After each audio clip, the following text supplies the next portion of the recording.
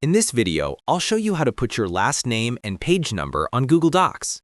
First, we'll start by adding the page number. To add the page number, click on the Insert tab. Select Page Element, then hover over Page Numbers. Under Page Numbers, you'll see two options. If you want the page number to appear at the top of the page, select the first option, and for the bottom, select the second one. I'll select the first option. By default, the page number will appear on the right-hand side of the page. Now, to add your name, just click before the page number, type your last name, and press the spacebar.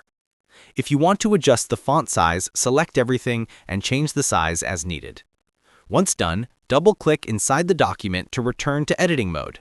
You'll now see your last name followed by the page number on every page automatically. If this video helped you, make sure to like the video and subscribe for more helpful tutorials. Feel free to reach out if you encounter any issues during the process. If this video helps you out, please leave a like and subscribe.